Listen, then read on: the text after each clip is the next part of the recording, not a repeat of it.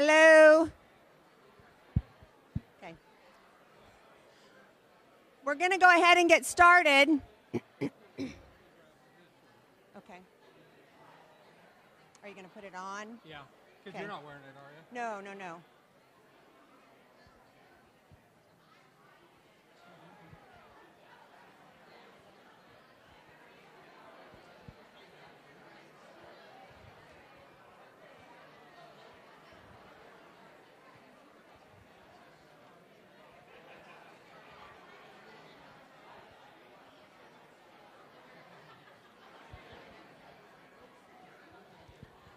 Welcome. You'd think that you guys hadn't seen each other for a couple of weeks. And from the size of the crowd, you'd think maybe we have a new president to welcome today. And a new first lady. Well, I'm excited about this semester and about this new era, and I think we're going to have a lot of fun and we're going to make a lot of difference in a lot of people's lives. Starting this morning, I know you all come in and you think we're going to have a skit and you're going to see us make fools of ourselves, and we're changing it up just a little bit this year. Thanks to the Ed Tech department and a host of other people that you will see here in just a minute. We have our first ever Crowder introductory video. And we are going to pay tribute to Dr. Burke just a little bit, but we're also going to welcome our new president and get just a little bit of a feel for how this is going to go. So, Stephen.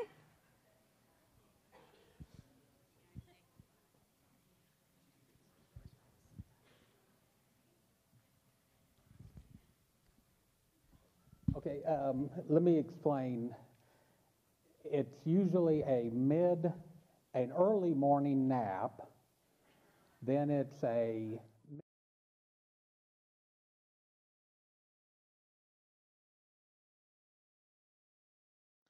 Okay, let me explain.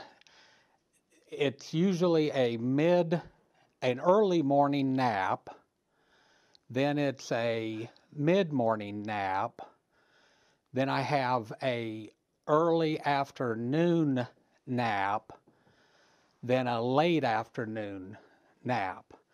Now, Jennifer, I don't snore anymore. I've started bringing my CPAP machine to the office, so there won't be any snoring. No snoring. Now, Jennifer, you might explain, I do take a protein bar in between naps. In between naps, a protein bar.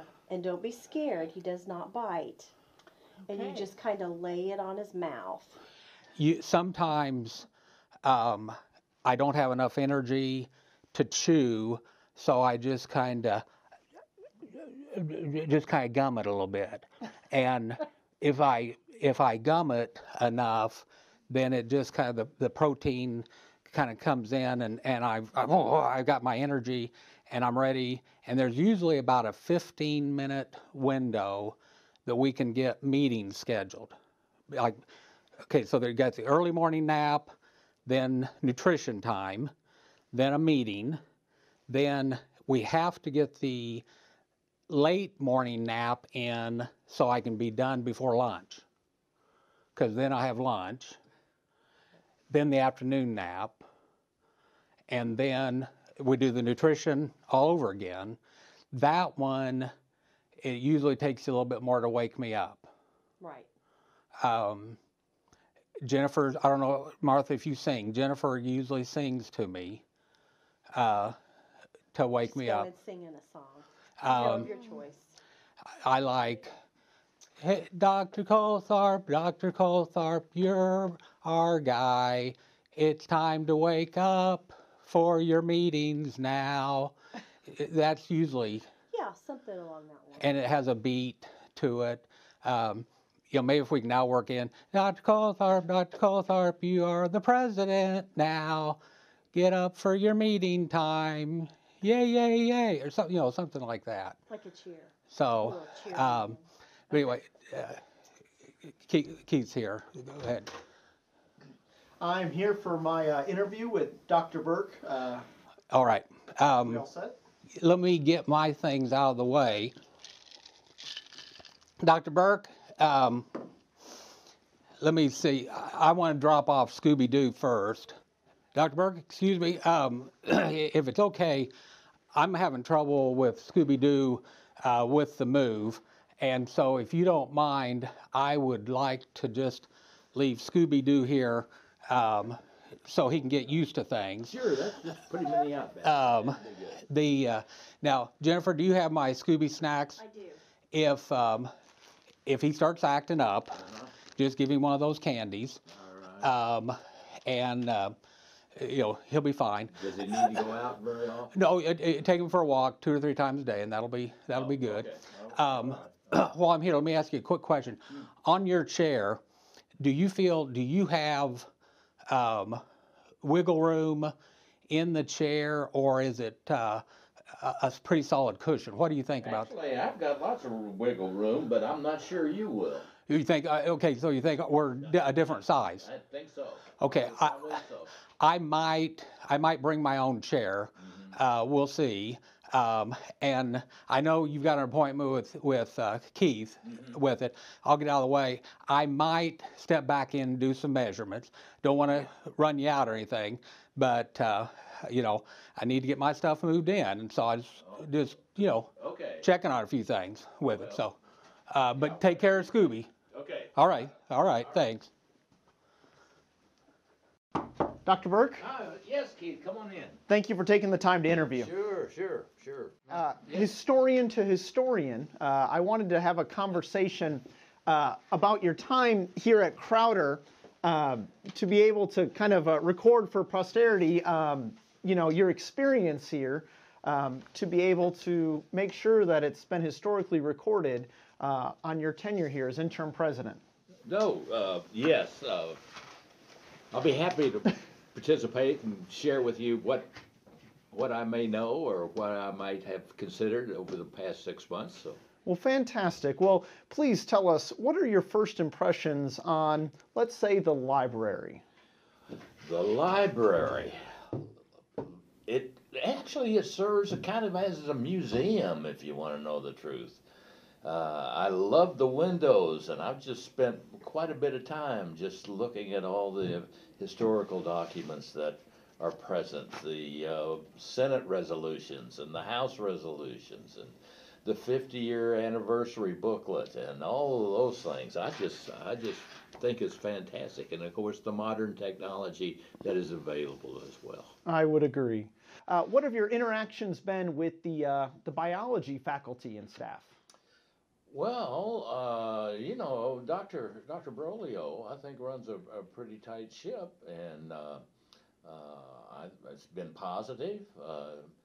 I know that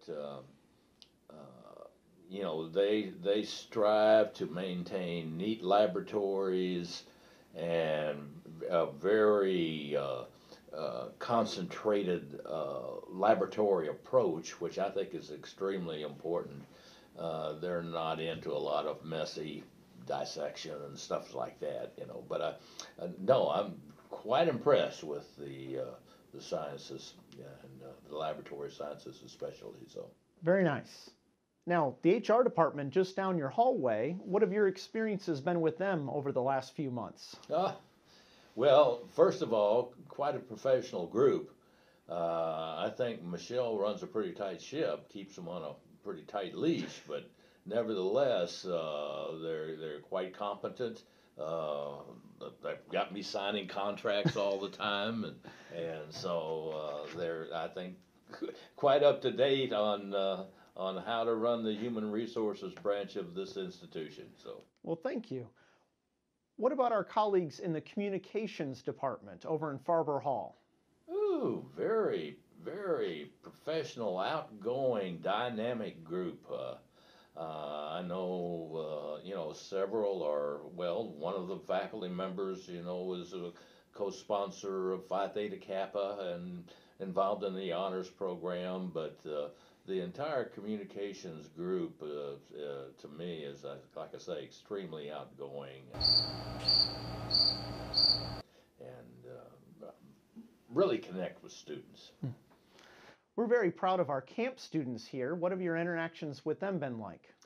Oh, actually, not a lot, but I do know that the students, I think they're being assimilated into the college culture, and that's a very important thing to make them feel a very dynamic part of the overall student body. So. Absolutely. Now, I'm biased.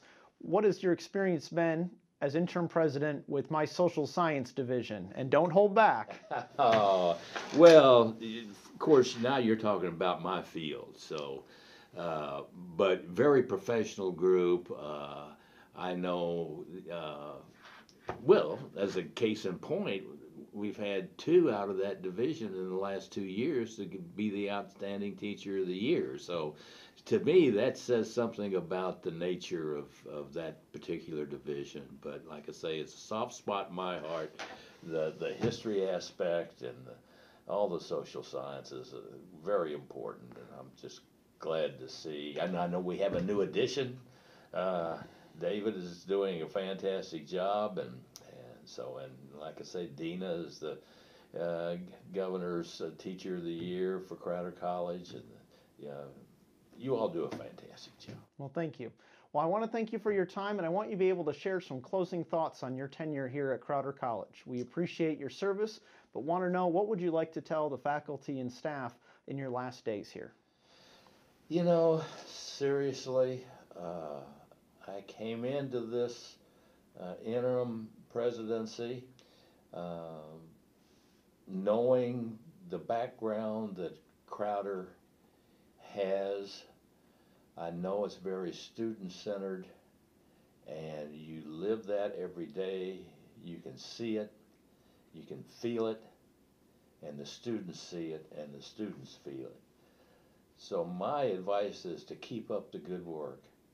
Keep students first, and you will always be successful. So I'm proud to have been a small part of this organization. And we are proud to have you here. Thank you very much. Thank you, Keith.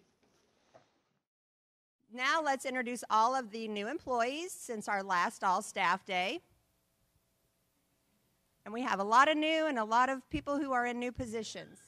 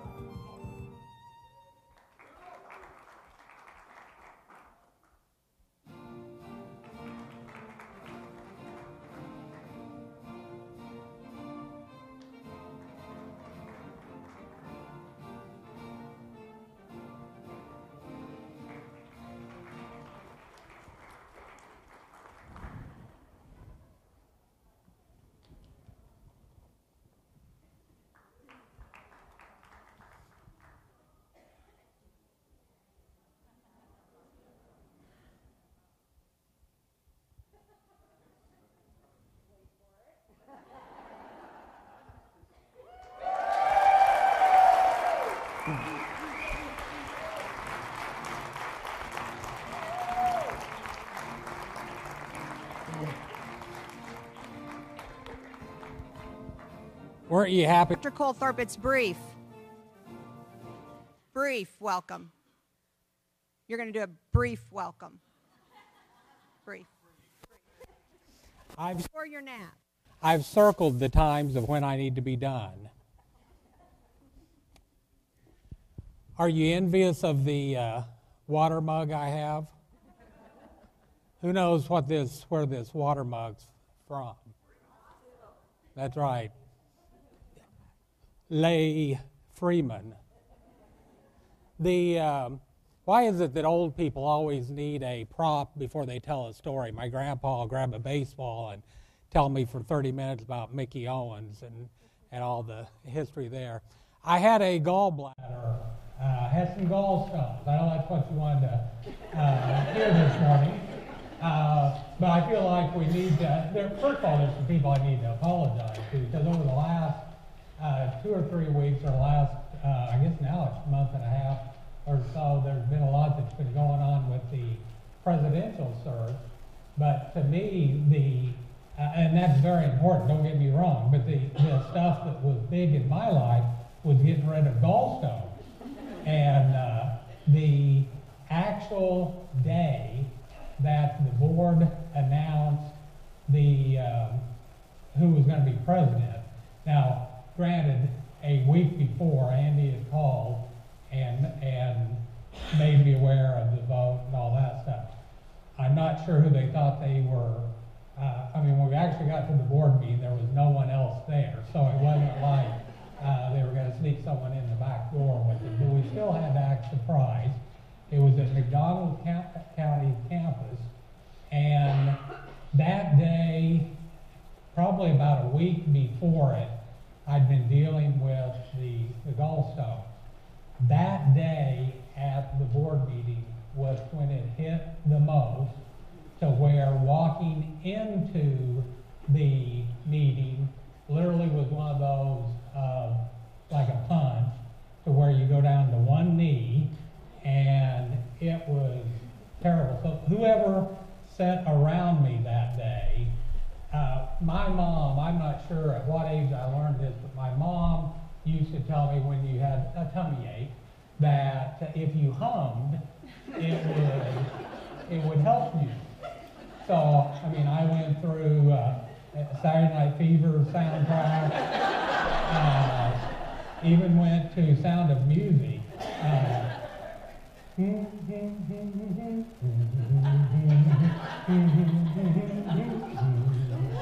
Went through all the different melodies, all the different Broadway show tunes with it.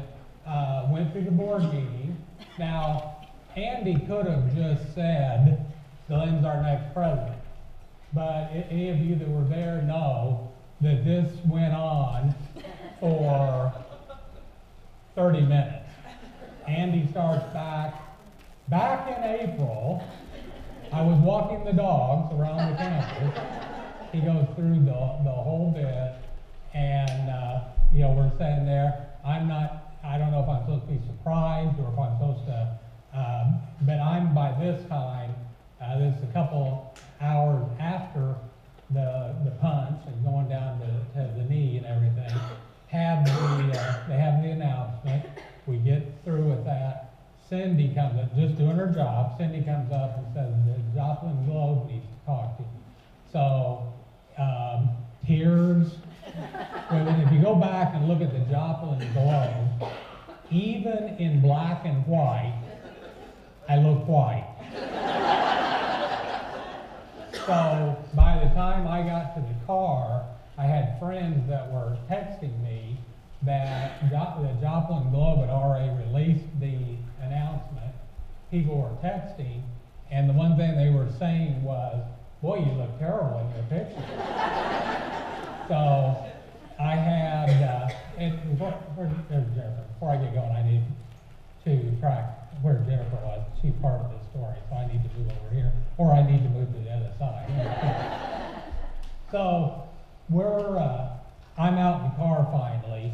By this time, and I don't know to the wives here, I don't know how your husband is. I will admit, I am not very tough. when it comes to pain.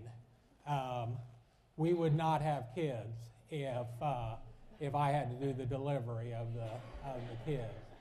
So by the time I get to the car, I am literally crying.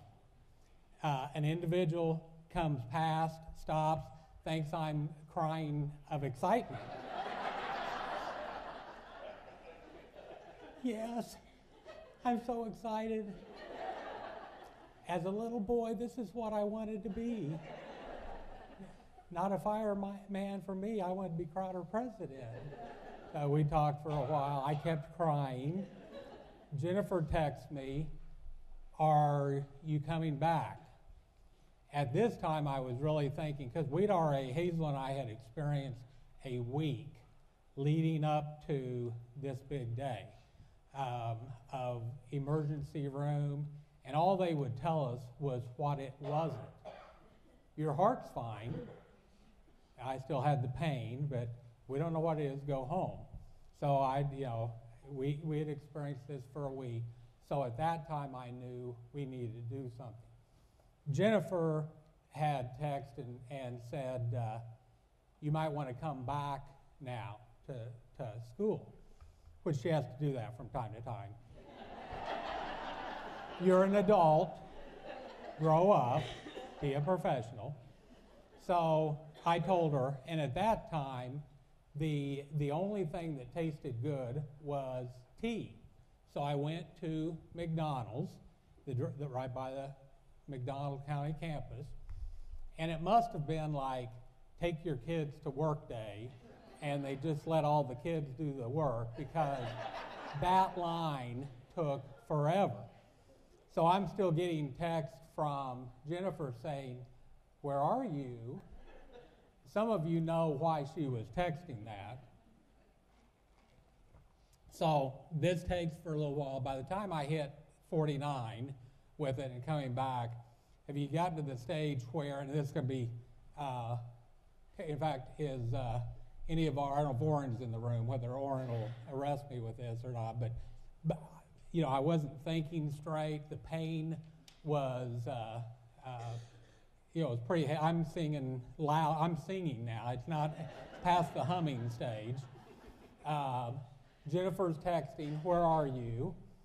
I'm realizing, which you shouldn't text and drive to begin with, but it's like, for sure I'm not going to text. And so I, pulled to the side. Now, there are things that we say, did I say that? There's also things of, did I text it? I don't know if I thought it or if I texted of, if you would quit texting me, I would get there quicker. Did I send that one? No. Well, I didn't think it either.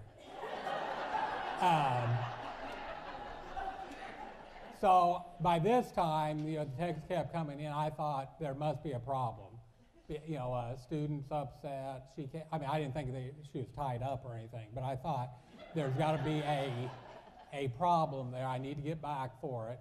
So I'm heading there. Walking, when you get to the campus at a certain time, there's no good parking spot. So I'm lucky I was in, it wasn't in the fan parking spot clear over to the side, but it was pretty far out. I wasn't even knowing hardly where I was at, let alone what I was doing in the parking lot. As I get up closer to the door, you could see that it was dark inside. And I don't know if anybody's going to admit of being there inside, but it was a great surprise, if I could have been there, there were several individuals that Jennifer had worked with to congratulate me when I came back. Before I got out of the car, I had spilled my tea down the front of me. And, God and I were doing a lot of talking anyway. And I had just gotten through, send me a sign, is this it? There were plenty of lights that I was thinking that am I supposed to walk towards them, away from them? Will this end the pain? I'm trying to interpret what the T down the front of me means. Is it the Jordan River? There was no cherry in it, so it wasn't the Red Sea. By that time, I was out of Bible scriptures to even associate with water. So I'm headed in with a wet shirt, not knowing where I'm at, open up the door, and here's this group. So publicly, I want to thank you all that were there. Jennifer told me it was wonderful. I think one time you even sang. That was neat. She said you were, on tune and everything. We went from there to the hospital, and they did the sonogram. If you've ever had a sonogram when it's with kidney stones, I've had kidney stones too, but we don't want to go to gallbladder with it. The way they have to do it is to dig in with it. And so I was not a tough little soldier. And so anyway, they put me straight in. And that's when I thought things would be getting better with it. Now, we had Dr. Coy was our surgeon, great surgeon, amazing person. But they had no openings for the next day, but he said, don't worry, we're going to stack everybody up, and I'll just work you in. Well, that makes you feel confident going into your surgery that it's going to be we'll work you in with it. But just when I thought things couldn't get any worse, I'm sitting there kind of staring out the window, and I hear, "Hello, Mr. Glenn." Any of you that have spent time in our ping pong room,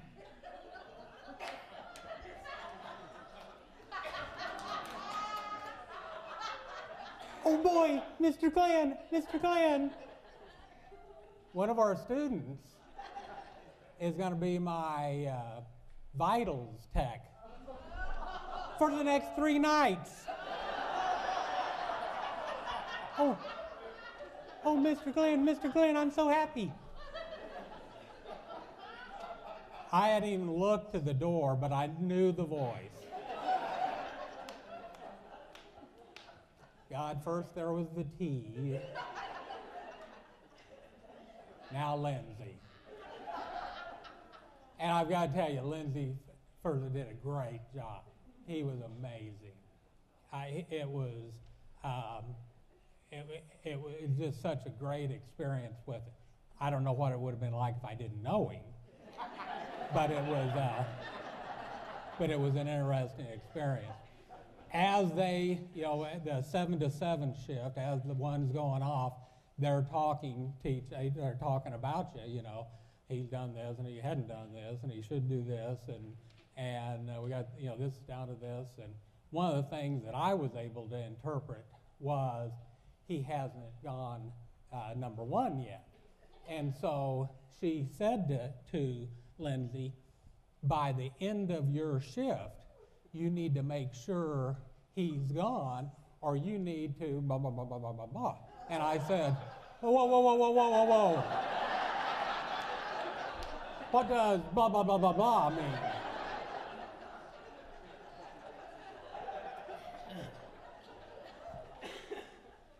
And so I said, well, you're both here.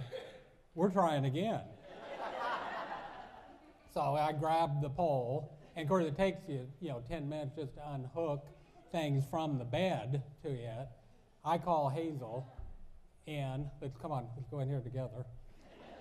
I grabbed the jug, said, Lindsay's not going down there.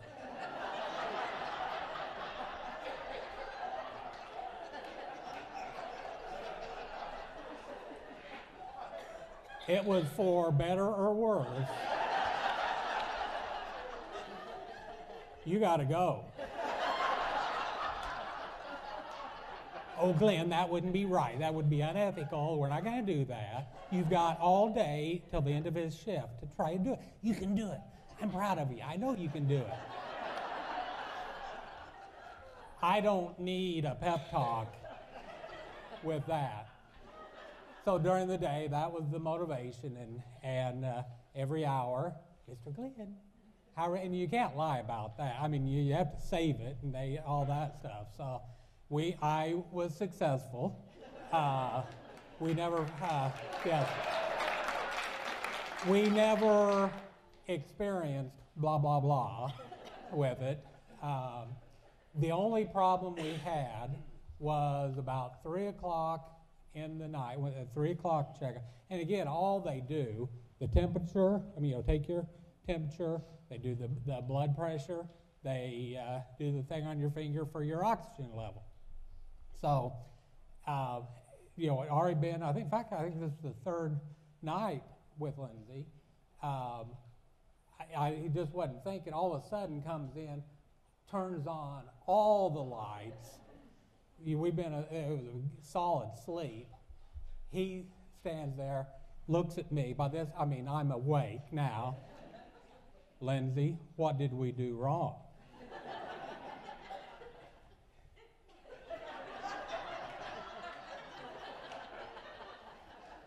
Turned on the lights. Turn the lights off, go back out, let's try it again.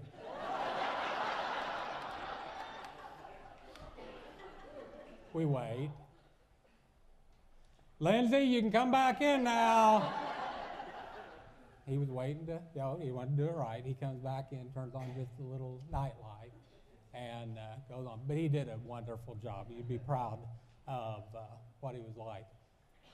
The end of the experience, though, if you've ever gone through, mine, I know with a gallbladder that now it's like a 20-minute procedure.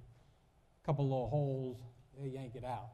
Mine was 2 hours because it had gone, it was double the size. They couldn't do the little and pull it through, so there was 3 incisions with it. So we had, was it 5 days, 4 nights? 5 days, 4 nights at the beautiful Freeman. And so when we left and we'll talk about, a little teaser, we'll talk about the surgery later on. But after in the surgery, in the recovery area, if you've ever been in there, they put you in a big room with about 30 other people that have just come out of surgery, different types of surgery, and they're at different levels of coming to and talking and all sorts of things. You haven't seen this, but some say I have an imagination at times, and so you add drugs to it, and coming out of surgery, they put a drain in. I had 2 drains with it. Had a young lady that was here. They're like little plastic grenades, actually, that they squeeze to, and they get all the stuff out. And mine was filling up fast enough that she's pouring it in cups and then into this bucket. Then she yells to her friend to get more and relieve her. As she's talking to her friend, she's not talking in English. She's talking in her native language. My first thought as I'm kind of coming to was, dang it, I've been kidnapped. I've been taken to a foreign country, and they're taking out my organs.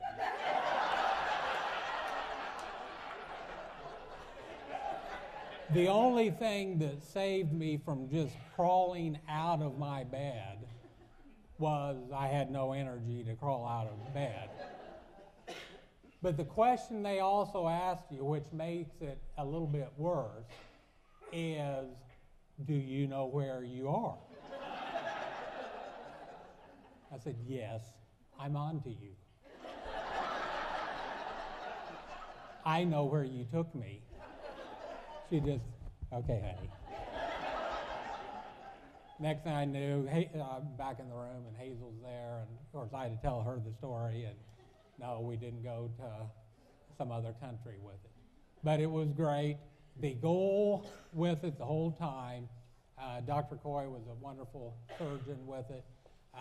As we're going through this, I told him, because this is basically during finals week, and I told him, we got graduation on Saturday. And he said, it's my guess someone else could do your part. And I said, no, my part, the whole thing revolves around my part. Someone else would come in and wouldn't be able to say, and now Jim Riggs will sing the national anthem. And know when he's done to go, thank you, Jim. I've got to be ready by Saturday to do graduation.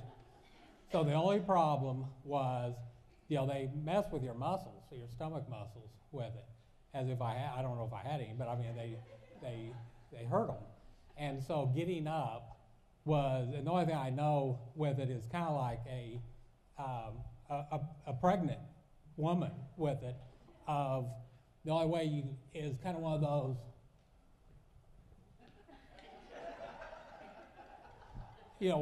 and I thought, that is the only downside for graduation. I can do the other part, but I can't do that. So we set up a chair off stage, and I sat there. When it was my part, I did that get up and got up and go. The only problem was, and it scared Amy, was, it'd been a tough week, and when you fall asleep backstage, no one's counting on that in the, that's not even plan B, plan C, but we woke up in time, got graduation in and everything. Anyway, what it is now, it is time for my nutrition break, and I didn't get it now. So, let's take a break, and Michelle, we need to be back at 9:30. Sure, and then we'll do announcements. So if you have an announcement you want to make, be ready to do them at that time. That'd be great. 9:30.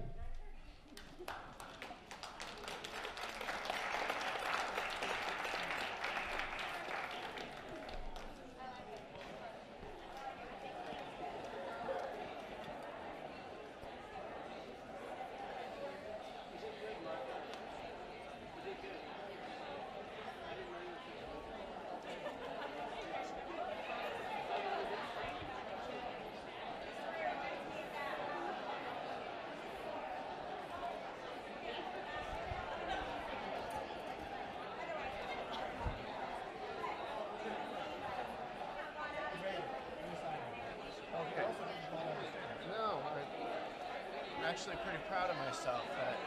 Good job. I'm not sure.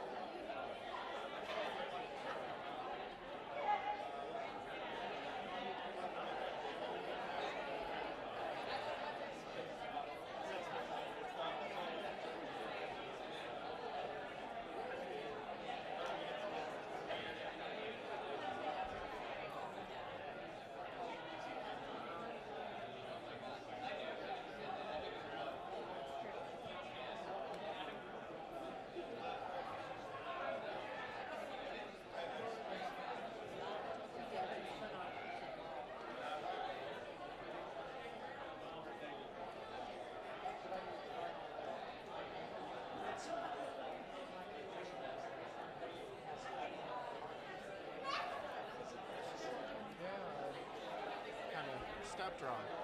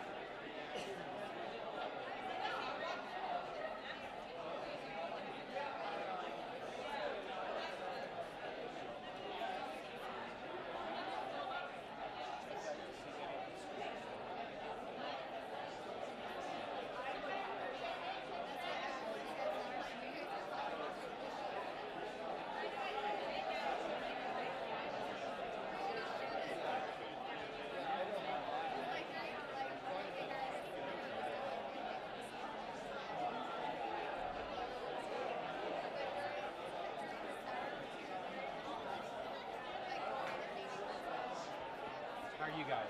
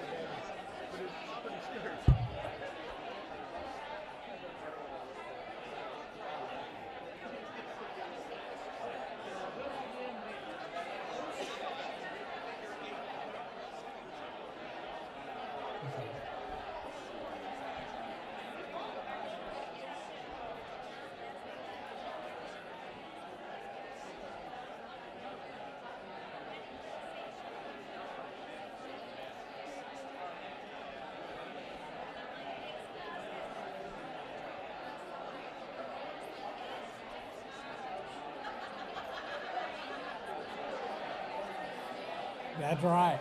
Hey, those sausages are great.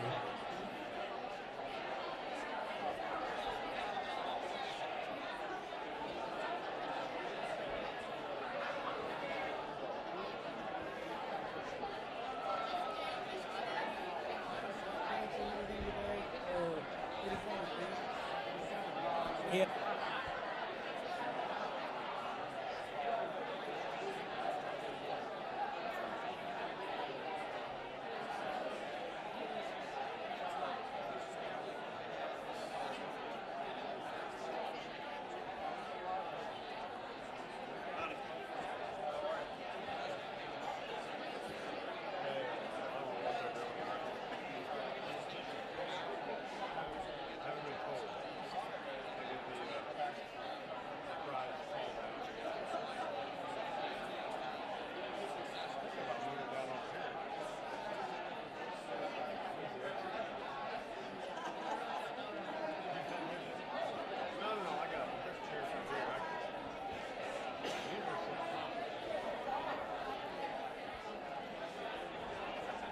True.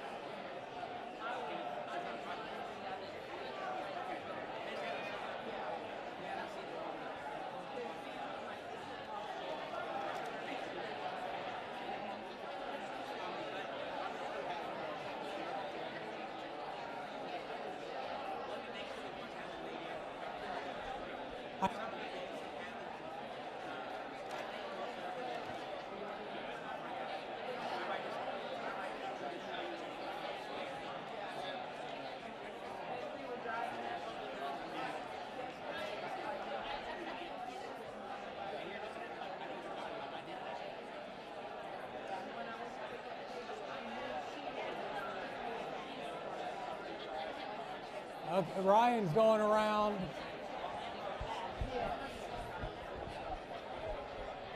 Got to start. No, thank you.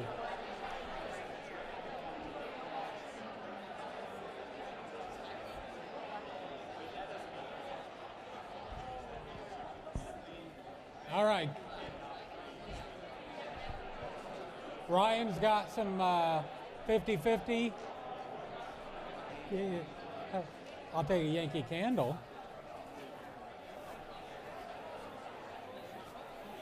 Oh, neat. There we go. Yeah, see, only one of us can be on at a time. So, I do it after mine? Yeah.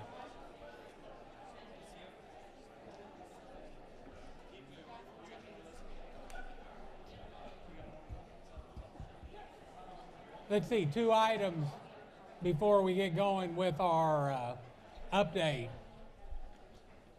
that I forgot to mention before. Hazel is able to be with us today. They don't start till Monday, and their all staff day is not today. So Hazel's here. If you've not met my wife, please later on stop by and see her. And my stories will have to change quite a bit, I can tell. So anyway, Hazel's here.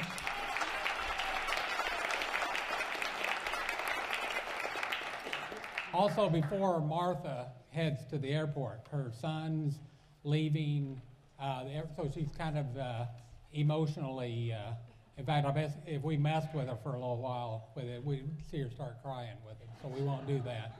But I will say this for her, and you saw in the video with it, please add Martha to your prayer list. Nothing to do with her son traveling, just who she's working with now. This is going to be a different experience, I can tell. All right, here we go. There's 2 areas that I want to talk about today, and the third area with it is mainly a reminder to me.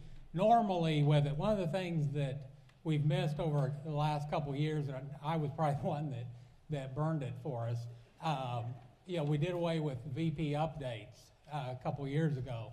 And I think the last year that we were able to do it, you did the corn dogs, Amy did the 7 Ps of success, and I was just me. And Dr. Messman at that time, I think, learned a lesson of we're not doing that again. So we haven't had the VP updates. I think they're important, not because of that I used to do them, but I think it's a good chance for us all together to hear what's going on in other areas. So in the fall, we will start those back and even have more reports than just the VPs on that. We won't today just because there's some areas that we want to cover and we want to go over as a group together.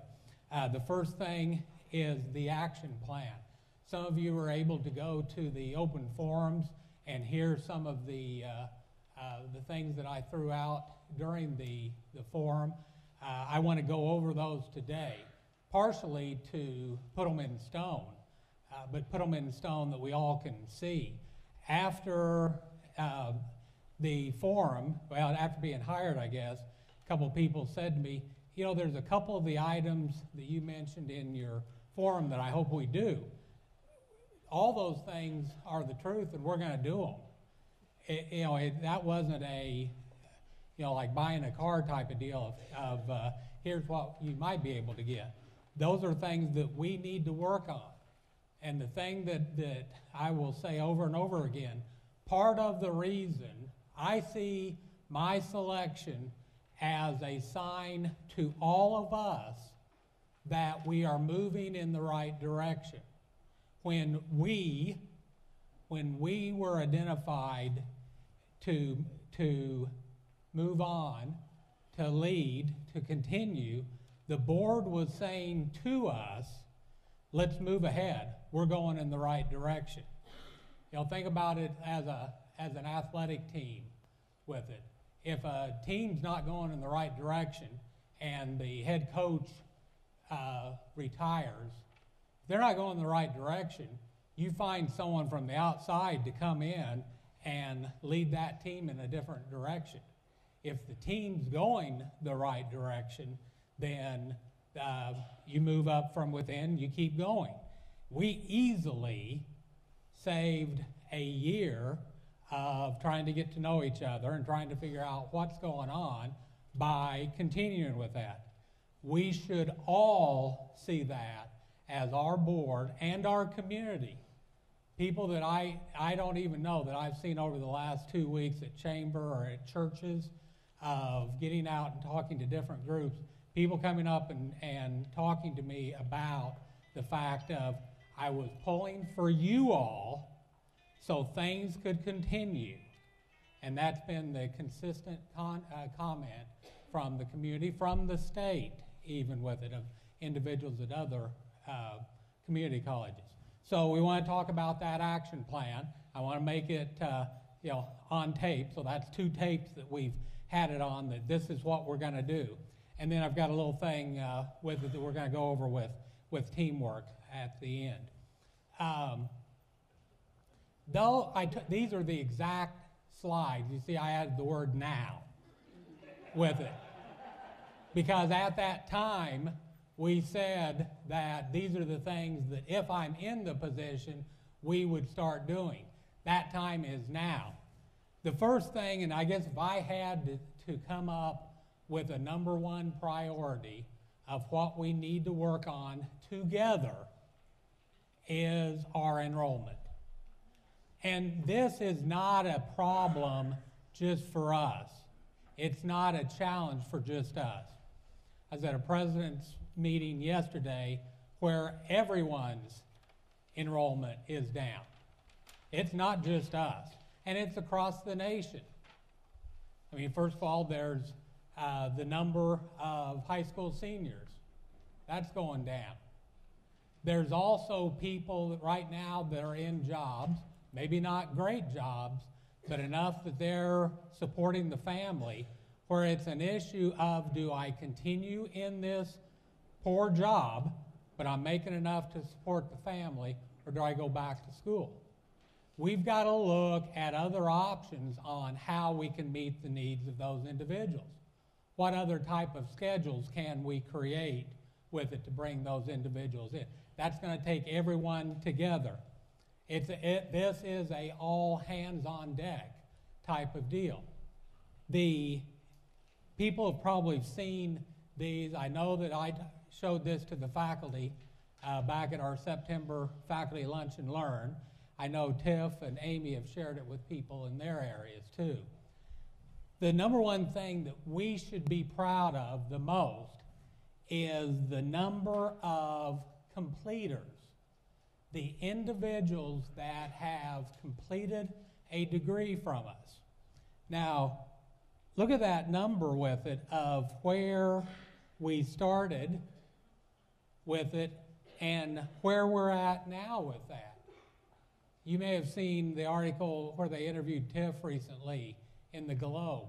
We're one of the highest in the state with that percentage increase. There's a lot of reasons for that happening, of things we've done. Now, at first, and Career and Tech Ed can see this probably the most, at first I thought, well, this is misleading because we now are doing stackable credentials. You heard it at graduation, the one individual that stood there for 15 minutes while they named off all of his certificates and degrees.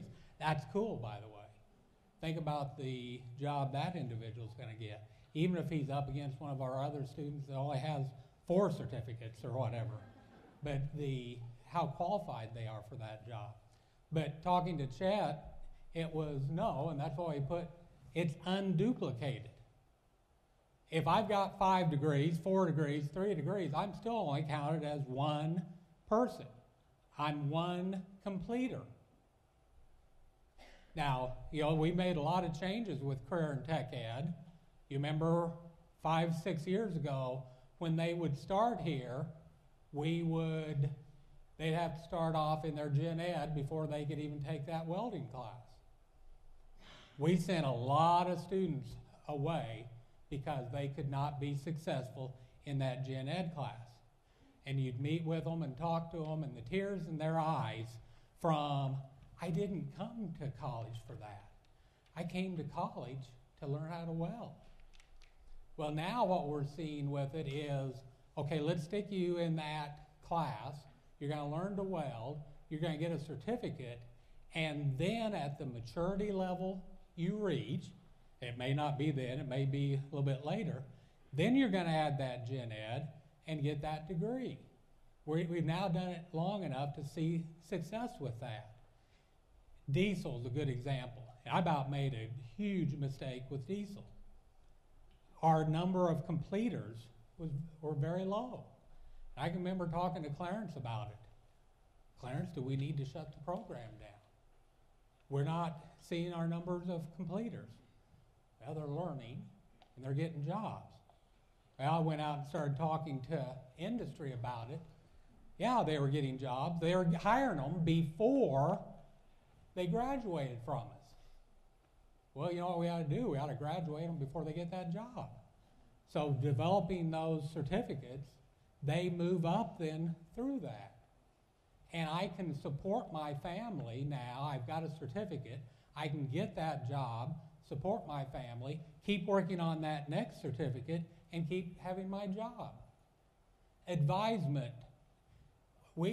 If our students will listen, will open up to us, we've got advisors that will help them through all those challenges. Our advising program is second to none throughout.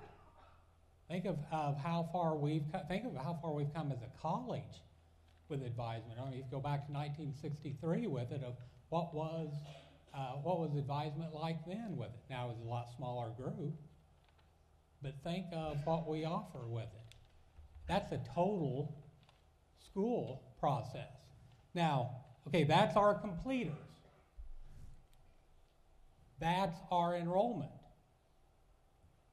Now, if you look at through, you go back with it, right up here is where we hit that peak.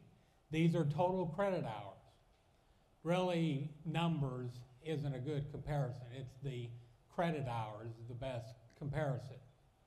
Back to here, I was at our peak with it. We were adding classes right and left. We were enrolling students. I'm not sure, though, at that time, how good of a job we were doing identifying which students were ready for college. We aren't sending them away, but we're getting them the help that they need to be successful. I'm not sure if we went back and looked at all those individual situations, whether we completely gave them the help they needed to be successful. So I'm not sure how accurate that number right there is. Now we know how accurate that number is. Now the decrease, just to put it in perspective, from there down to there, Amy, correct me if I'm wrong, we left on the table $1.2 million because of that drop. $1.2 million. It's a lot of money. I've said it to the faculty many times, we are blessed. We had a high nut back here. We hired a lot of adjuncts to help us teach to handle that increase. We have now gone through that, and we've gone from about, Brittany, correct me if I'm wrong, about 450 adjuncts more to like 300 adjuncts. So the good and the bad with it, that $1.2 million and other things, were felt with our colleagues that were adjuncts with it. We had that little bit of that cushion. Now, if we think of it here, though, we are doing a better job, we are more efficient when we get students and get them to the completer end than we've been before. We had higher numbers before, but we weren't as efficient in getting them to complete. Now, in theory, if they're completing, they're also enrolled in more semesters. So in theory, back to this number, and Amy, pretend I didn't say this because I know you're going to, financially, we want to be as high as we can number-wise. But now, somewhere in here is a number that we could be happy with because we're more efficient with that number than we were before. They're going to be in more semesters and they're going to complete. Now, it'd be great if we could be at that level again, even if it's just a cushion again. But now that we've been able to see the success and we know what we need to do as a college with it, we know that we can meet the needs of the students. Give us more students so that we can help them, we can help meet their needs. You can look at that two ways, whichever end of the spectrum you're at. It helps us financially, or it helps them be better people. Whichever floats your boat, that's the direction we need to go. Financially, obviously, it helps us as a college. Think of what we're also doing to that workforce, whether they're transferring to a university to get a bachelor's degree or whether they are entering the workforce with it. We're doing a much better job. We should be very, very proud of this. Again, there's very few community colleges that do a better job than us with that. So, without a doubt, I have to say that our number one priority as a college is to work together with our recruitment of our students. I never thought I'd stand here and say something like that. My educational background with it of why shouldn't something more through assessment, through problem solving. We want to create better critical thinkers. No, we need more students. It's as simple as that. We need to have more students so we can make more of a difference on Southwest Missouri. Have you ever thought what Southwest Missouri would be like if Crowder wasn't here? It'd be completely different. We are needed. We are making a difference. We need to make more of a difference. Safety. We've had our videos. We've had our discussions.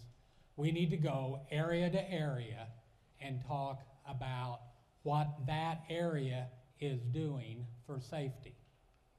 We need to look at windows. We need to look at doors. We need to develop plans, and this has already started. Amy's already started with people in her area with maintenance, but also with security. And we're not going to leave this as a, hey, when it fits in, let them know. We're coming around. They'll set it up with you all. We're coming everywhere with it, and we're documenting that together. Not that we don't trust people, but it's a case of this needs to happen, and we need to make each other do it. We need to role play. I remember this goes back to when Judy and Tamara were still in academic affairs. After the first video we had, I can remember we went back to our office and we practiced. Okay, if someone comes in that door, what are we going to do? Can we put the bookcase over that door? What can we lock? We made adjustments with, okay, we need to hide a key over here. And we hid a key that we could lock with that. Is your door, do you have to step out in the hall to lock the door?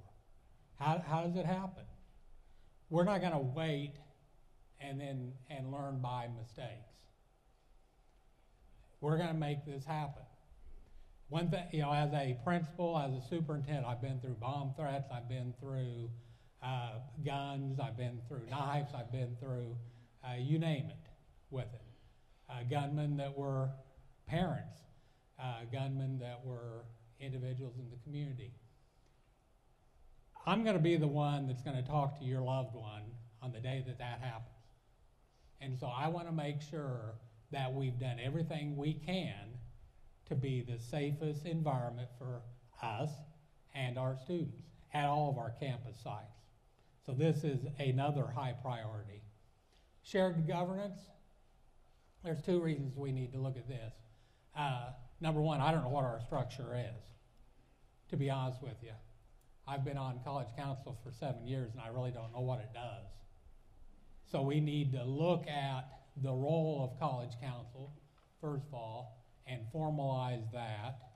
But we also need to look at the structure going up. One of the things in a minute I'll talk about is our family. One of the things I think we have not kept up with as we've grown as a family is there's not the discussion that we used to have. I can remember when I first was here, the discussions we had.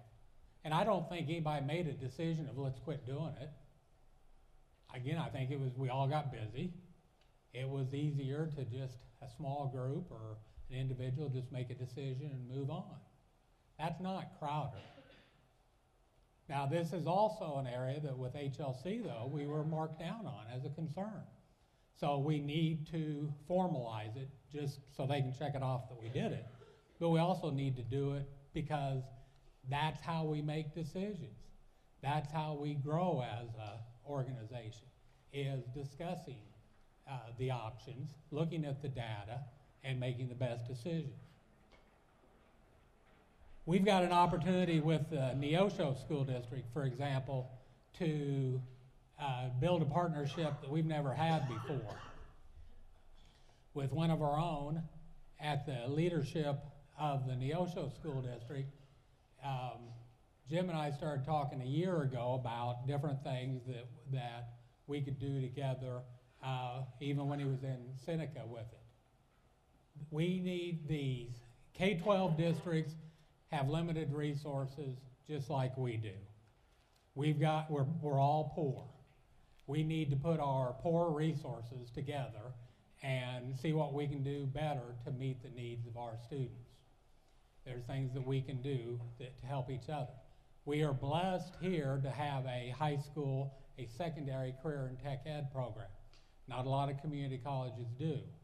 That's an excellent way for us to work with the school districts. There are projects, Project Lead the Way, that you'll hear about in a second. That is something that we need. We're going to start with, for sure, with Neosho, and work with other school districts. But we need to, and again, those things do meet the same objective we talked about earlier. They get more students involved in college, and yes, on the other side, they generate more revenue. So whichever way you look at it, of wanting more money or wanting to meet the needs of more students, it covers both with it. We've already got a group that's attended the Assessment Academy with HLC. They're going to be moving ahead with it. The old student abilities are history. There were 9 student abilities, too many to measure, truthfully. You remember on your syllabi, you had to tie your competencies into those 7. At the next board meeting, if you remember, we've had different groups that have worked on it. At the last faculty lunch and learn, the faculty worked on the institutional learning outcomes, which are the basically student abilities, and we have 4 that we will measure now. Now that, in this day and age, that is not just a faculty issue. It is measured in the classroom, but it's also when Student Success Center has activities with students, they need to tie those activities into how do they meet those outcomes. So this becomes a campus-wide activity for all of us. Assessment is broader than just the assessment in a classroom, according to the HLC definition, and also just that's a good thing we ought to be doing anyway, of assessing what we're doing overall. The Merit Center. We will always have the alternative energy portion of the Merit Center, but we need to look at other aspects that we can bring into the Merit Center to, again, back to the same old thing we talk about, generate more revenue and to bring more students in or more community in to that facility and to that program. The engineering with it, pre-engineering with the high schools, well, this spring we'll have the engineering day. The project Lead the Way that has the engineering components. We also are in the process of working with the Innovation Center in Springfield, of even down to them possibly offering programs at on our campus with it. So I think we need to look at how we are using the Merit Center. Again, alternative energy will always be a part of it, but we need to increase that. It may be more, we'll always have degrees. It may be that we need to look at more certificates with it, where the certificates can also add on to other degrees. We may need to look at more involvement from the community of what are energy things that you can do with your home. We need to change and enhance the Merit Center with it. It's a good history, a lot of success, but we need to build on it. Now's the time to, and again, it needs to generate more revenue and it needs to bring more students to campus.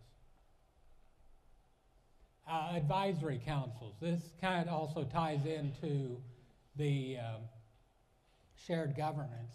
There's several groups that I think right off the bat that we need to start working closely together. The associations, I'd like to start meeting with the associations on a regular basis. This next group I'm calling the Rough Rider Veterans. We have a lot of individuals here that have a lot of history with Crowder College and a lot of knowledge of what's been tried, what was successful, what wasn't successful, and I want to be able to pick the brain of that group, have them involved with just us learning from them. Before, I don't know if you get like I do every May when you see your colleagues retire. There's a lot of years that we send away from school, and it's kind of an emotional time. We don't tap into that knowledge enough. And it's not just us, K-12, universities, same way. We give them a rocking chair or a lamp or whatever and send them on their way. We need to talk to them. We need to find out, again, what the successes and what the failures were with it. Random selection also. Some of you, if I said, I'd like to, come by if you have any questions or concerns, or I'd like to meet, you're not going to do it. I know I've done this long enough to know that's not going to happen. We're going to go through and randomly pull out students, well, we'll do that too, but faculty and staff periodically of bringing them in so we can discuss different issues. I'll tell you one issue that we've got to talk about as a college right off the bat, and I'm going to start with all three groups, and you need to email me if you have thoughts about it. Our attendance at our back-to-school picnic is low. Our attendance at our Christmas get-together is low. Do we need to continue those? Do we need to move them to the day? What do we need to... Things have changed in society since 1963. It's not a bad thing that you're now busy with other activities, but it's still nice to get together. How could we do that? We need, the board sponsors really both of those. I need to go to the board and say, here's what we've talked about, because they're concerned about those. I'm concerned about those numbers. You can see each year they're less and less. Well, I didn't see the Christmas one because I was busy. We could probably work a little bit harder on how we look down the road at preparing people for leadership positions, but also how we prepare people in current positions. Many people maybe went to school, learned a certain area, and leadership was not a part of that training. We need to look at what we can do, and the models I'm thinking of are what you see in a community. Leadership Joplin's a good example, where they meet monthly, they bring in a guest speaker, they talk about certain aspects of leadership, they discuss it with their group, kind of like a book study, only it's with a real person with it. But we need to start preparing for the day that the old people like me are no longer here, and that we have, not that we identify people now and say, someday you're going to have so-and-so's job, but what we need to have is a situation where when positions open up, we have so many internal candidates that we don't know what to do. We don't know who to select from. Even if you don't get selected, I think we're a stronger organization because we have more leaders. And I've been in school districts where we've started, and the problem was just exactly that. A principal's position would open up, and I had 15 teachers that were all qualified to be the principal. It's a great problem to have, because even if they weren't in that principal's position, they were helping out in that school as a leader. So we need to think of that, but we also need to help. We've got a lot of people that have moved into leadership roles that need help with that leadership training. So I think we need to build a structure with that. We won't start that this spring, but we need to build the structure this spring, start that in the fall. Strategic plan. I'm not going to put anybody on the spot, but we have our base, that's our strategic plan. And if I called on you right now, could you tell me where we're at with letter S of our strategic plan? Could you tell me where we're at with E? Did you even know it was structured around BASE? We've got great goals. We've got a great strategic plan. It's in a structure that's hard for us to follow. We need to put it in a structure that when I ask that question again, 15 people are fighting each other to answer it. How do we make those improvements if we don't know what the strategic plan is? That's everybody part of it, not just a few people with it. It needs to be user-friendly with it. Right now, as I came up with this after I quit being one.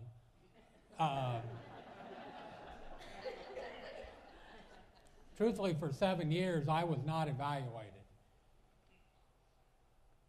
I say that now. But we need to go through a process, and in the interview process, I shared this with the President's Council. To me, this is the start of how you develop job targets and how you develop improvement plans. That we, just like now, every spring, people that have been here for 3 years or longer do an evaluation on the president. There's a couple of questions on there that talk about the team, but that doesn't even get down to the nitty-gritty. If it's negative, I just always blamed it on the other two. If it was good. So that tells us nothing with it. We need to have the honest data of performance related so that then I can sit down with the VP in that area and develop job targets and goals to improve performance. That's the only way we improve. I don't know if I improved in the 7 years that I was Vice President of Academic Affairs. I don't know. No one told me at the beginning, no one told me at the end how I did. So I don't know if I improved. I set goals for myself each year, what I base it on, and what I thought I needed to improve on. I had no data with it. So we need to formalize that process, and that'll help us as we move ahead. The org chart, there may be some changes that we need to do with moving some groups around. We'll look at that and kind of see what we need to do with that. Our apprenticeship programs. We have, I think, the apprenticeship programs are a thing that happened in the past that we need to make happen again. The apprenticeship, think back to maybe when you were younger, or the stories you'd hear from grandpa or whatever of how people got trained. They were apprenticeship programs. You followed so-and-so around and learned the job. We got fancy and created other ways of doing it. The apprenticeship programs that we've developed already, they spend, say, 4 days working out in that field, and then one day with one of our teachers learning that classroom stuff. It's the best of both worlds. They're getting paid while they do that. More importantly, I think they're learning about that work environment. They're learning those professional skills. Oh, I need to be here. I need to get along with my team. They're learning those soft skills with it. We need to expand those. We need to keep our traditional programs. Let's see, Kathy, help me. We've got construction. We've got BEI with electric and truck driver. So we've got 3 areas right now that are solid. A year from now, we better be at 5. Because we've got businesses that are waiting for us to move with it. So that is something that was in the past, but it needs to happen again, and we need to build on it.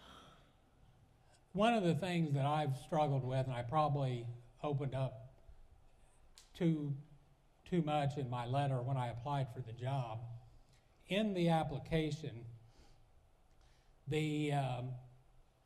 one of the things that the presidential candidates had to address was the mission statement, the philosophy, and what it meant to them.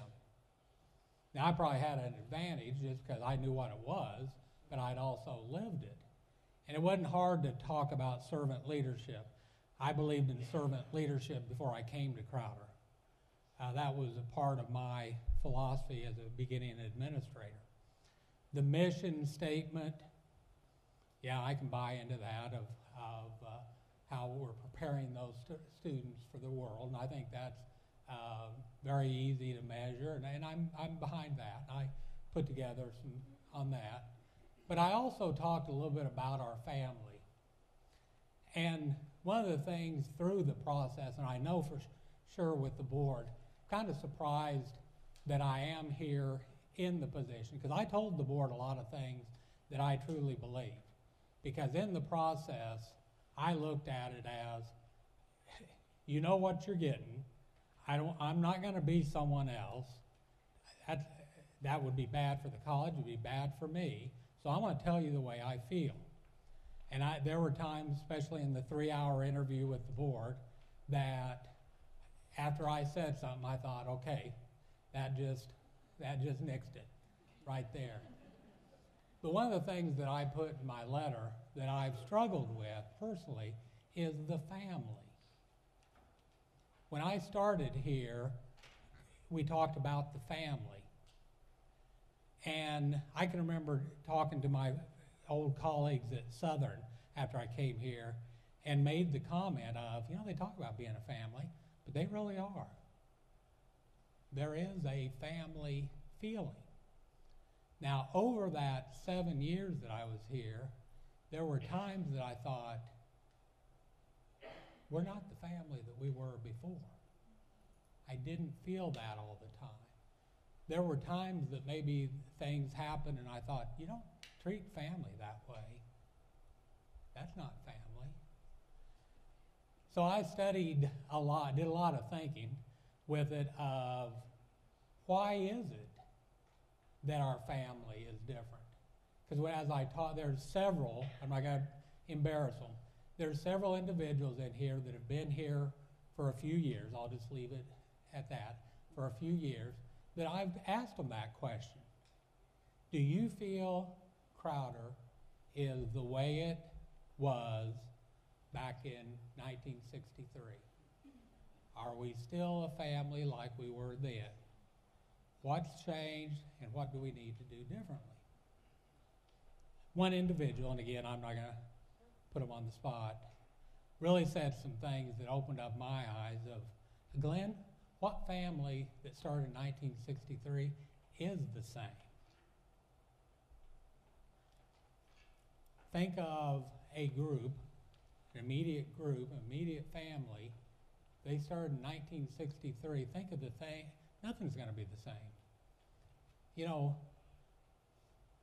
whole top half of this auditorium wouldn't have been here. I don't mean the facility, you wouldn't have been here in 1963, and I don't mean just because you weren't born. That kind of hurts to think of, but it's true. We didn't have all these positions. As far as I know, TRIO didn't exist, did it?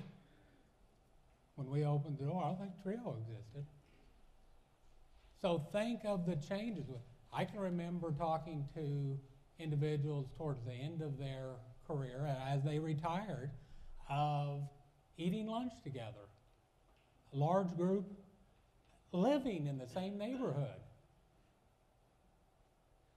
Part of that is we're never going to be the same. We'll never go back to 1963. But we do need to look at how we treat each other.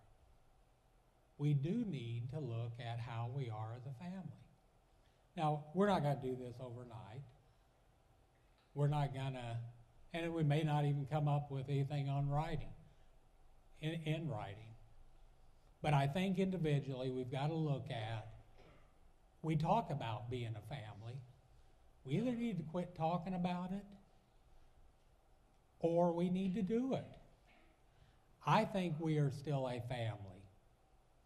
I think life changed.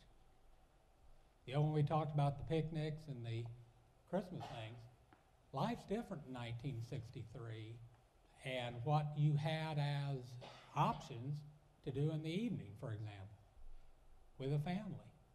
That might be one with it. But we need to look at, there's some things we can change. Think of the last 10 years. We talked about the enrollment numbers, how those numbers, some of you, I don't know how you were teaching during that time because you're adding classes right and left. Because it happened overnight. And when you look back at, who all was brought on with it, I'm sure it was a nightmare. Financially, we built too much. Pure and simple. That's happened. It's there now. Think of the family. Could a family withstand, we got to borrow $1.5 million to move on, to pay the bills? During that time, Amy was literally checking bills several times a day, like you do at home, of can we pay this one or not? That's how things were during that time period. And I will say it, there is no one that is tighter than Amy. And praise the Lord that we have her in that position. We would not be out of that if she didn't look at that as her money. We paid that off in a year. I remember at the time when we talked about borrowing that, I said, it'll take 3 to 5 years for us to pay that back. As a family, we did that. Adam was having to ask teachers to do away with teaching supplies that were basic, that we couldn't order during those times. I remember in biology, no more of those slides. Like, how do you teach biology without slides? There were things we just couldn't buy. So as we talk about the family, that things are different, they are different. But look at how far we've come as a family. Look at what we went through. You know, we're now, I think of them as the 5 different facilities. It's, the dorms across the way, built in McDonald County, Webb City. We bought Cassville, and then the Behavior Support Center. Those are all needed. They are all good facilities, but you don't do them in a short time period. That was the one problem. Those would have been over a career, over a lifespan with it, at least over a generation. That's the hand we're dealt. That's what we'll deal with. I do not think during the 20s that we're going to build. Unless we find a big donor, I don't see us building another facility. So if I get measured on that, I can tell you right now, I'm going to do poorly. Because the last thing I'm going to recommend is for us to build something.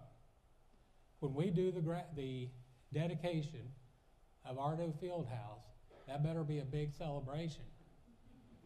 Because that may be our last one for a little while.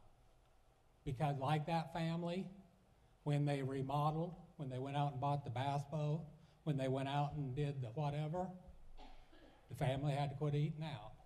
The family had to quit going on vacation. The family had to. We've tightened, and we've lived through that. Yeah, it's still tight, but we're moving out of it. That's a family. We are a family. We have to treat each other better. We have to talk to each other better. I have to make sure that I set up an environment where there is shared governance and we're involved with that. But we are a family. We're just a different family. But we need to think, it's not going to happen overnight, but we need to think, what are we? What is the Crowder of this generation? What is the Crowder of this time period? It's not going to be the same as 1963. And I'm okay with that, because it is a different time period. When you heard Tom talk about, Tom did a great job, by the way, on that video. We could have gone all day without the little dig on the chair. You know when someone digs you and you don't know fast enough that they did it? Wait, I could have had to come back, but it was like 30 minutes later. You heard Tom talk about us being student-centered. That is us. There is no one better than us with that.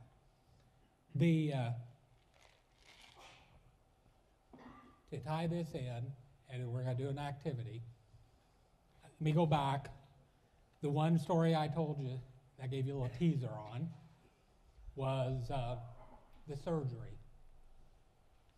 When they came to my room early that morning, one of the nurses said, again, we don't know when we're going to get you in, but we're taking you down early so that we can be prepared to just slide you right in. We're going now. After midnight, they'd shut down all the eating, and as if you eat a lot after midnight in the hospital, but they'd shut that down, and we were ready for it.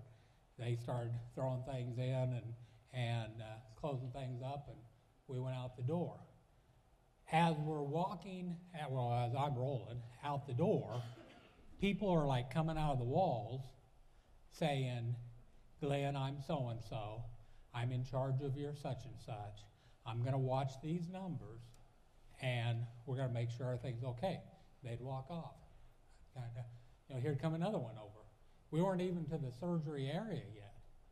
Glenn, I'm in charge of such and such. I'm going to watch this. I've already started tracking your numbers with it. You're low in such and such. We're going to add this to your IV. I'm going to check in a little bit later, but we're okay. I'll check back later.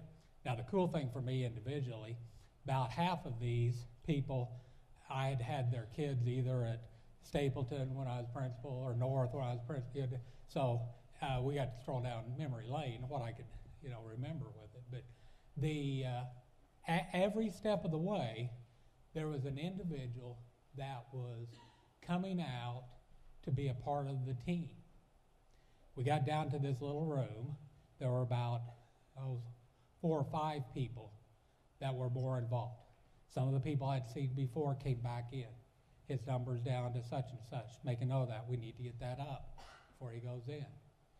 As these people were a part of it, I got to thinking, that's Crowder. That's what we do with it. Those individuals that come into our life that have an impact on our students are just like in a surgery. Dr. Coy was the individual that was in charge of it, was calling all the shots, but there was a lot of information that was developed by the other people, a lot of things monitored by the other people that went into the success of that surgery. Now, Alexis, what I think that we do, Alexis is a student with us. Alexis is a student that by chance works in academic affairs, and she's going, have a seat here. We're going to start with her as our focus. She's our student. She's what we're here for. Alexis passed me probably 10 years ago on the maturity level, by the way. Am I exaggerating? You've told me that yourself. 15 years, thank you. Don't attorneys say that before you ask a question, you don't know what the answer might be? I got to look into the different people that have had an impact on Alexis' life and looking at her schedule, and it's kind of like my surgery with it. There's a lot of people that are involved that is more than just Alexis with it. Shauna, can you come down? Ryan, Suzanne, Josh, and Chris. These are the 5 teachers that are her teachers for this semester. If you 5 would just circle Alexis there. These are the 5 individuals that are responsible for her educational program, for moving her from where she's at to where she needs to go. Now, we have 5 different personalities, 5 different styles, individuals that may know where to get extra help. Some individuals may not. Some individuals may look at it as, that's not my role. Some individuals, it may go the other way where someone outside of that circle may say to them, hey, I'm working with your student. Can you give me some information on it? Which leads me to, in admissions, when Alexis was starting off here, Christy gave Alexis a campus tour. Christy, I'm going to go ahead and put you up here. The 5 teachers surround enough. There we go. From the very beginning, Christy was a part of her life, talking to her about Crowder College. Next, Alexis is also a trio student. That SSS team, would you all come down? Julie, Jeff, Noel, and Kristen all are involved in Alexis's life, whether it's with advisement, whether it's completing, right here, whether it's completing, no, I'm not shaking your hand, there. Right. Never thought I'd say this, but we want to see the backside.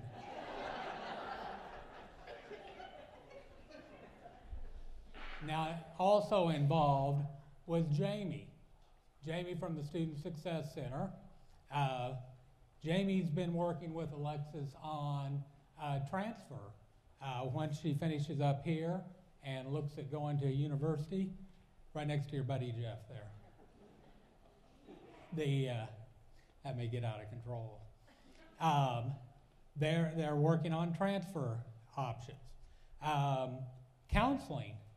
Alexis has had some personal challenges, and Jamie Ward has helped out. Alexis has spent some time with Jamie, and they've worked through a lot of situations together. Jamie's been an important part of Alexis's life. Alexis plays on the basketball team, so Tina's a big part of that. Tina, if you'd come down and join our circle and be a part of Alexis's life. Missy from financial aid.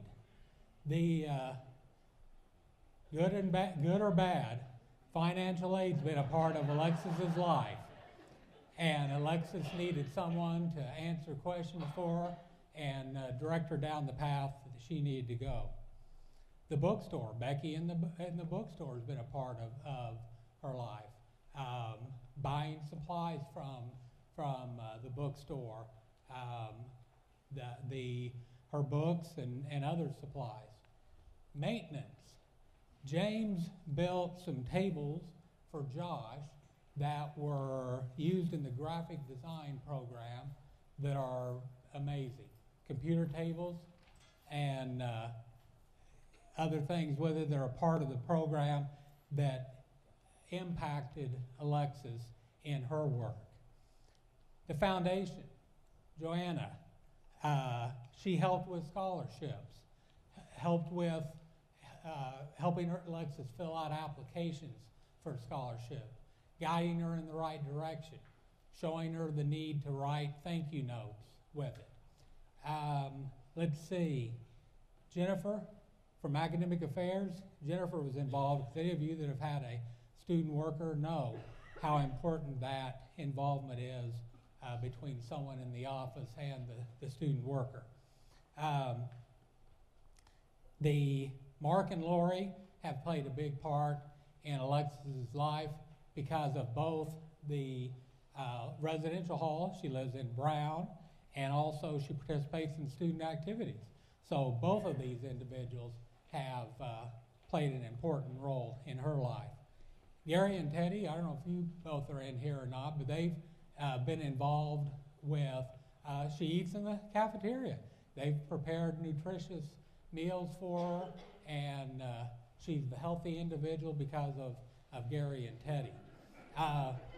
Jared from Information Technology has played a major role because Alexis has been to Jared several times on questions from Wi-Fi to just logging in and various things, and Jared being the patient individual that he is and even helping out me, he's also helped her out with it. Josh from security. Josh, unfortunately, has had to, let's go to the positive side. You've had to help when she locked her keys in the car, and let's see, what else was she? And jump-start her car that one day that it didn't start. So, big part of that. Cashier's office. Joe was a part of Alexis's life. Helped sign up for a payment plan with it. The payment plan that Joe gets 5% back on. Yes. In career services, Abby's been working with Alexis on her career planning, talking about career opportunities for her. They've developed a good rapport and have developed a lot of options. Angie from Records. Angie's been involved with providing information about her transcript, where to send her transcript to, and various things with that. Alexis, come up here for a minute. Ladies and gentlemen, because of this hard work, I'd like to introduce our graduate, Alexis. You didn't know it'd be that easy. If we look at this team with it, again, think of the communication that it takes between this group with it, of meeting her needs. This was one student. Think about how many students we do this for, and the circle is the same thing. This is Crowder. This is what we do well. This is what we have to continue doing. This is why what you do that makes me proud to say I'm president at Crowder College. Thank you.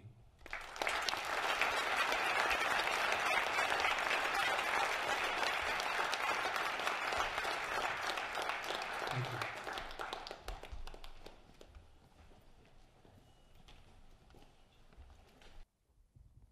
Let me turn mine off.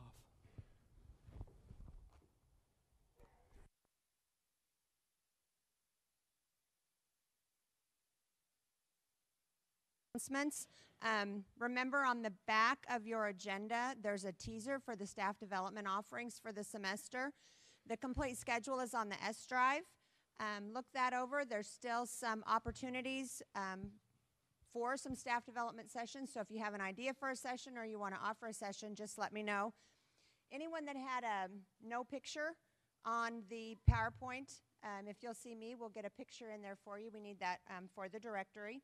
We're going to have lunch at the cafeteria here in a little bit. Be sure and thank the cafeteria staff for always taking such great care of us, because this day is important to them that they take care of us, and we have a lot of conversations about it. And so be sure and show your appreciation for that. The Faculty Association has a announcement about the auction and the 50/50 pot.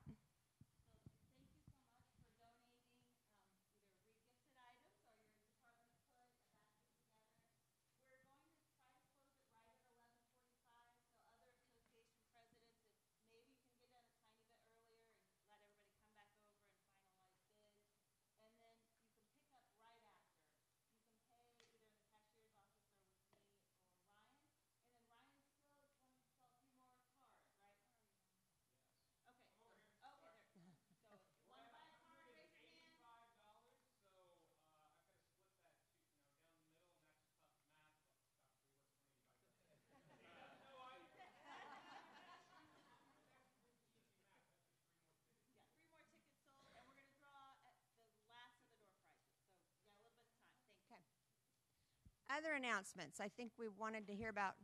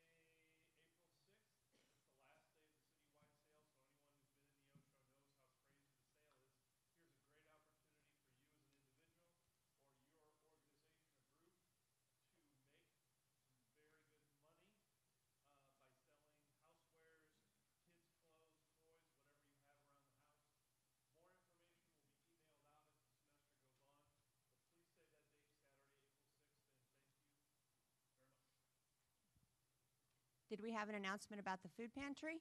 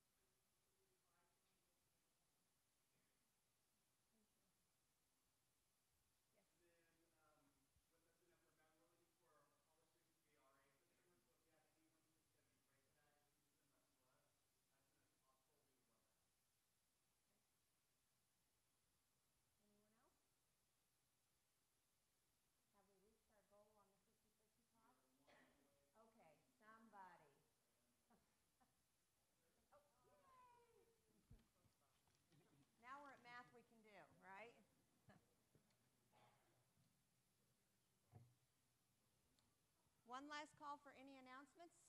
We'll draw for door prizes. We're going to draw for 3 gift cards to the bookstore.